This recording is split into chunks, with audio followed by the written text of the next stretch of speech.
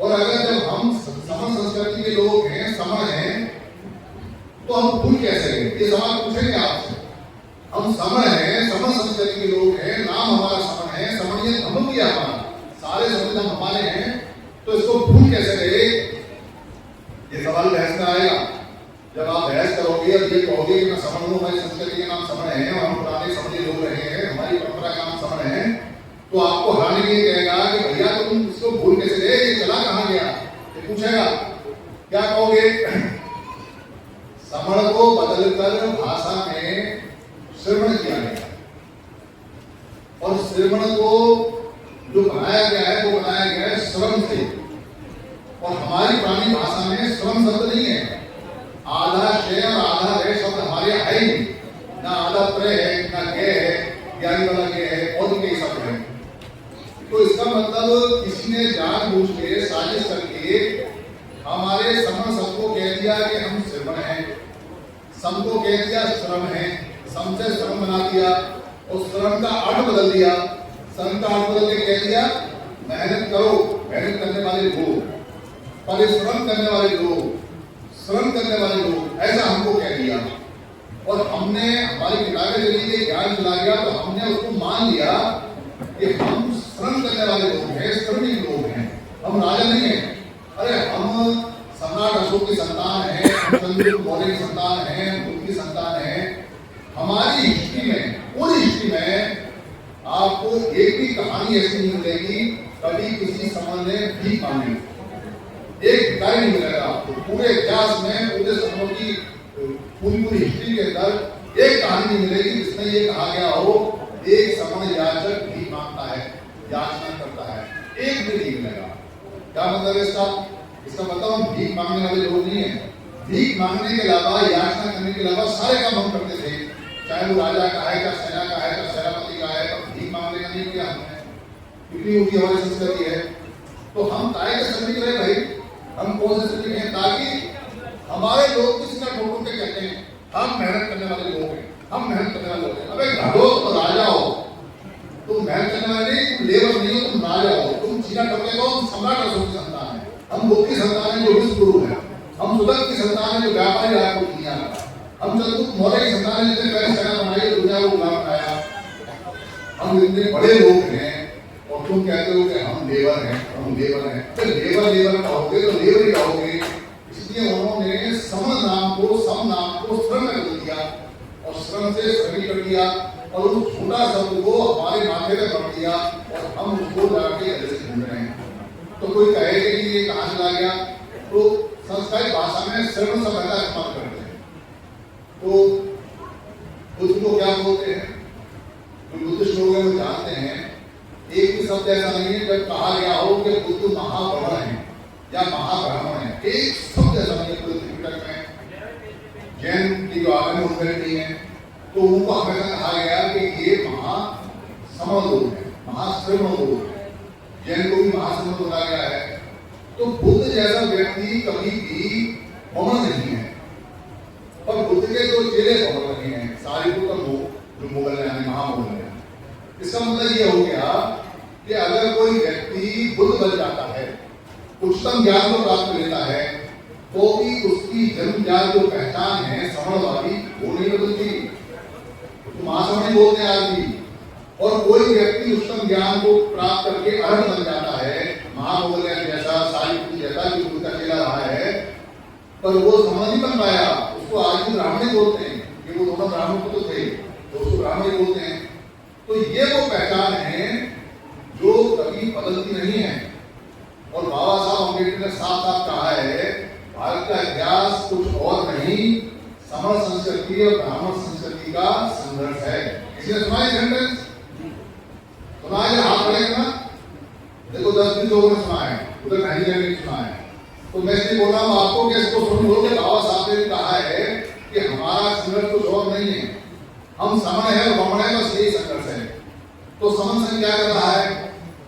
समण संघ आपको ये नहीं कह रहा कि आप डंडा लेके और सड़क पे जाके कहो कि मैं समण हूँ, आओगे ब्राह्मणों और तुमसे लड़ाई होगी, ऐसा नहीं होगा।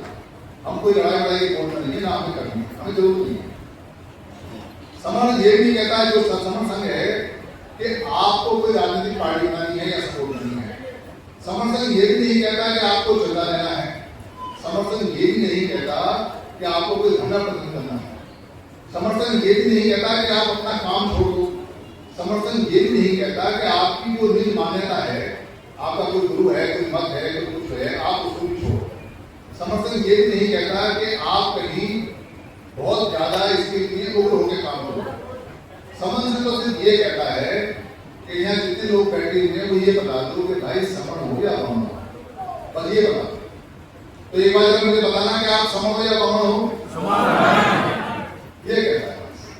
और जब ये बात समझ में आ जाती है कि हम समण हैं, तो इस पर हम तर्क शुरू कर देते हैं। कुछ बहुत सारे सवाल आते हैं। कई सारे बदमाश लोग हैं जो कई सारी वीडियो बनाते हैं पैसे कमाने के लिए, और वो ये कहते हैं कि बुद्ध के तो साहित्य में लिखा हुआ है कि समण और बमण दो तरह के लोग थे। उसमें जो बमण थे वो भी समण ही थे, पर वो जो बमण थे वो बुद्धिमान लोग थे और वो ज्यादा ज्ञानी लोग थे। ऐसा वो पैसा कमाने के वीडियो बनाते हैं। तो हम उनसे ये पूछते हैं, भाई तुम वीडियो सुन के आपको ये बताओ कि अगर बमण ज्यादा ज्ञानी है कोई, तो यार बुद्ध तो समान है, बुद्ध को तो बमण होना नहीं गया, और बुद्ध की किताब से जोड़ कर रहे हो। इसका मतलब तुम ये कहना चाहते हो कि बुद्ध बमणों से कम ज्ञानी है, ये कहना चाहते हो? नहीं, हम ऐसा कहना चाहते हो तो क्या मतलब इसका? अरे जो व्यक्ति बुद्ध हो जाता है, जो व्यक्ति संत हो जाता है, जो व्यक्ति अपने आप को शुद्ध लेता है, वो उसकी इंडिविजुअल प्रॉपर्टी होती है, सामाजिक नहीं होती है। और वो जो शुद्ध व्यक्ति बनता है, जो संत बना है या जो बुद्ध बना है, उसके लिए मनुष्य में भेद नहीं होता। वो कहता है मानव मानव एक समान, और जब वो कहता है मानव मानव एक समान, तो वो समण को भी पढ़ाता है और बमण को भी पढ़ाता है, क्योंकि मानव मानव एक समान उसके लिए। पर भाई बुद्ध जैसे व्यक्ति जब बुद्ध बनने से पहले जिस संघ में थे उसका नाम समण संघ था। बाबा साहब किताब में लिखा हुआ है, बाबा साहब किताब में लिखा हुआ है कि 21 साल का सिद्धार्थ गौतम अपने समण साक्य संघ का मेंबरशिप लेने के लिए आता है। वो समण साक्य संघ के लोग उसको नहीं बताते हैं, वहां वो दुनिया को नहीं मानता, उसको सजा होती है, सजा होने के बाद उसको देश निकाला होता है। साक्य समण संघ उसको देश निकाला देता है और संघ के लिए उसको मान्य होते हैं। वो जो संघ है वो सामाजिक संघ है, वो जो संघ है वो धर्मी संघ नहीं है, वो समाज को कुछ लाने के लिए, समाज के बच्चों का सुख विकास और सुरक्षा देने के लिए संघ है, वो समण संघ है। तो उस समण संघ के हम मेंबर हैं और ये वही समण संघ है जो पुरातन है, जो प्राचीन है, उसी को कर रहे हैं। तो कई लोग कहते हैं कि ये जो मूल्यवादी शब्द है इसमें क्या दिक्कत है? कई लोग कहते हैं, खासतौर से वामसे वाले कहते हैं मूल्यवादी शब्द है, उससे क्या दिक्कत है? तो मूल्यवादी शब्द सुना है किसी ने? सुना है। तो हम से ये पूछते हैं कि एक बात बताओ भाई, भारतीय संविधान कहता है कि जो व्यक्ति जहां पैदा होता है वहां का मूल्यवासी है। तो इस बात को मानते नहीं, उसको मतलब तुम संविधान को नहीं मानते। चलो ना मानो संविधान को, तुम्हारी भावना है, हम कुछ नहीं कहते। तो हमसे ये पूछते हैं भाई, साहब काशीराम जी के बहुजन शब्द में क्या दिक्कत थी तुम्हें? तुमने साहब काशीराम जी के बहुजन शब्द को छोड़ दिया और तुम मूल्यवादी शब्द ले आए, उसमें क्या दिक्कत थी? तो जवाब नहीं देते। अच्छा, साहब काशीराम जी जो बहुजन शब्द लाए, तो उससे पहले जो डॉक्टर अम्बेडकर का डिप्रेस क्लास था और डिप्रेस क्लास बोला करते थे, वो उसमें क्या दिक्कत थी? वो छोड़ के क्या बहुजन लेके आए? अच्छा, बाबा साहब अम्बेडकर ने अनटचेबल शब्द, अछूत शब्द छोड़ के डिप्रेस क्लास को लेके आए।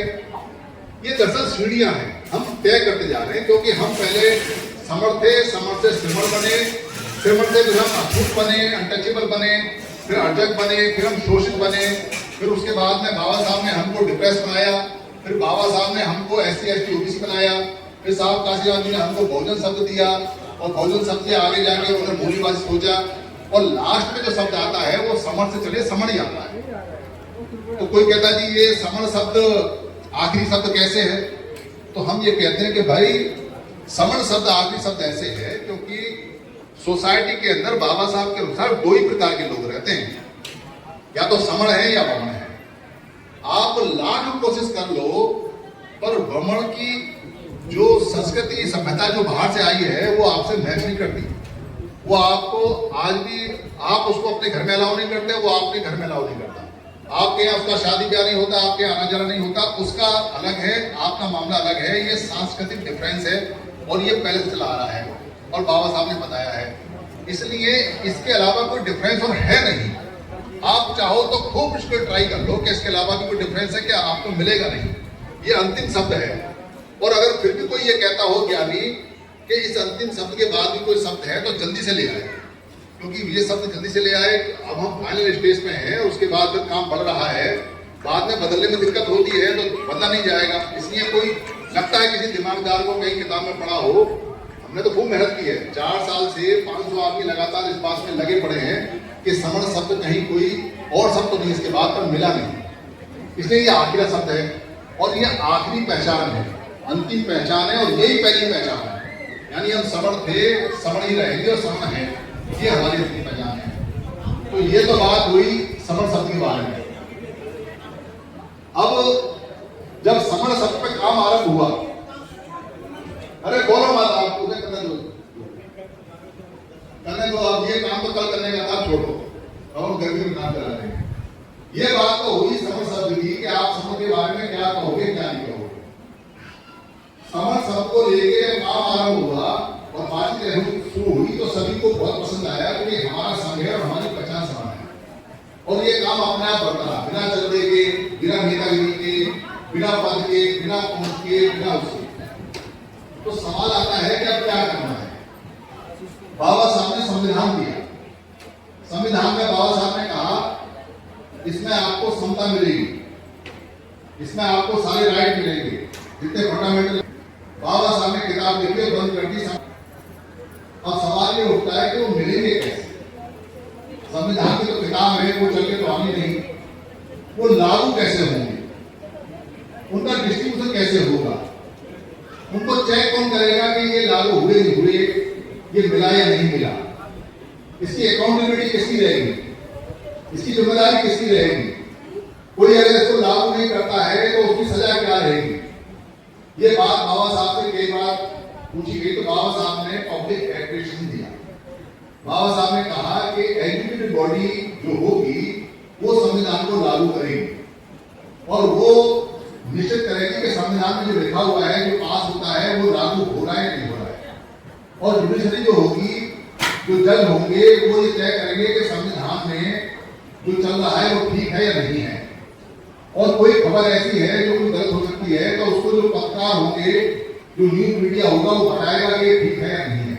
ये सिस्टम बाबा साहब ने संविधान में दिया। तो पहला काम था बाबा साहब का कि समानता का अधिकार देने का, वो उन्होंने दे दिया। तो यहाँ समन संघ का पहला काम था कि ये बताने का कि हम सब बराबर हैं, समन संघ में सारे बराबर हैं। समन संघ में सिर्फ एक सीनियरिटी चलती है कि जो काम करने पहले आता है उसका नाम पहले लेके जाता है, पर सारे बराबर हैं, मानव बराबर हैं। ये समन संघ में बाकायदा पालन होता है।